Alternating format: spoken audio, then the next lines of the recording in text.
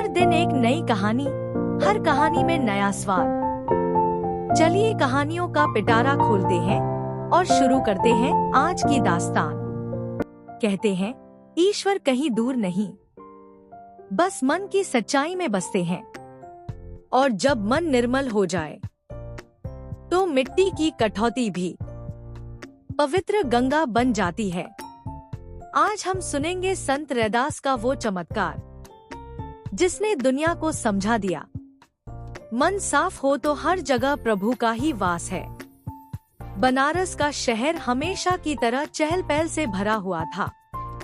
सुबह के समय घाटों पर घंटियां बज रही थी। गंगा आरती की धुन में वातावरण पवित्र हो उठा था। सूरज की पहली किरणें नदी की सतह पर गिरते ही मानो सोने की परत चमक उठी हो। उसी समय घाट से कुछ दूर एक छोटी सी पगडंडी पर मिट्टी की बनी झोपड़ी के सामने एक संत अपने काम में जुटे हुए थे। साधारण वस्त्र, चेहरे पर शांत मुस्कान और हाथों में चमड़ा सिलने के औजार।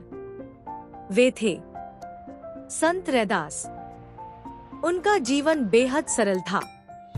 झोपड़ी, एक छोटी चूल्हा, कुछ औजार, एक पुराना आसन और पानी से भरी हुई एक कठौती।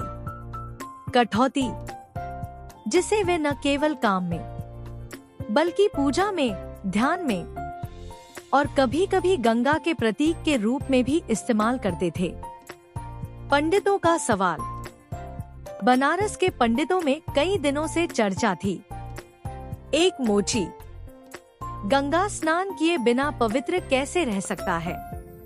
यह कैसे संभव है? वह हमें हर बार मन चंगा कहकर समझाता है।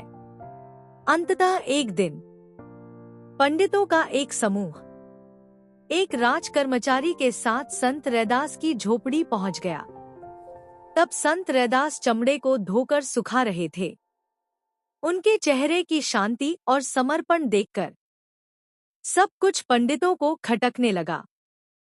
पंडित बोले, रैदास, तुम गंगा स्नान नहीं करते, न कोई विधि विधान करते, न मंदिर जाते, तो कैसे खुद को पवित्र कहते हो? रैदास ने बिना घबराए मुस्कुराते हुए कहा, साहब, मन चंगा हो जाए तो कठौती में भी गंगा उतर आती है। यह सुनते ही पंडित हंसे। कठौती में गंगा? क्या मजाक है? चुनौती। पंडितों ने ताना मारा। अगर तुम सच कहते हो तो आज यही कठौती में गंगा को बुलाकर दिखाओ। संत रैदास ने कोई बहस नहीं की, न क्रोध, न तर्क, सिर्फ हल्की सी मुस्कान। उन्होंने अपनी पुरानी मिट्टी की कठौती उठाई, उसमें पानी भरा, झोपड़ी के अंदर रखे छोटे से राम नाम के कागज को पानी के पास रखा, फिर आंखें बंद कर लीं और गहरा, शांत ध्यान। ओठों पर राम का नाम। आसपास खड़े पंडित और राजा मजाक के भाव से खड़े थे। उन्हें विश्वास ही नहीं था कि कुछ होने वाला है। चमत्कार का क्षण। ठीक उसी समय अचानक हवा में वही पवित्र गंध फैलने लगी जो लोग केवल गंगा के घाटों पर महसूस करते थे। कठौती के पानी की सतह पर हल्की सी चमक दिखाई देने लगी, जैसे किसी ने उस पर चांदी घोल दी हो। राजा अवाक, पंडित स्तब्ध। लोगों के मुंह से एक साथ आवाज निकली, गंगाजल की सुगंध। जो सुगंध गंगा के किनारे न मिले, वह सुगंध आज इस छोटी कठौती से उठ रही थी। कुछ क्षणों बाद रैदास ने आंखें खोलीं। उनकी आंखें शांत थीं, जैसे उन्हें पता था कि क्या होगा। उन्होंने कहा, मैंने गंगा को नहीं बुलाया, भगवान ने तुम्हारे मन में बसे संशय को धोया है। पंडितों का बदलना। पंडितों के चेहरे पर पछतावा था। वे घुटनों पर बैठ गए। राजा ने संत रैदास के चरण छुए। सबने मिलकर कहा, हमने बाहरी दिखावे में जीवन खो दिया, पर असली पूजा तो मन की होती है।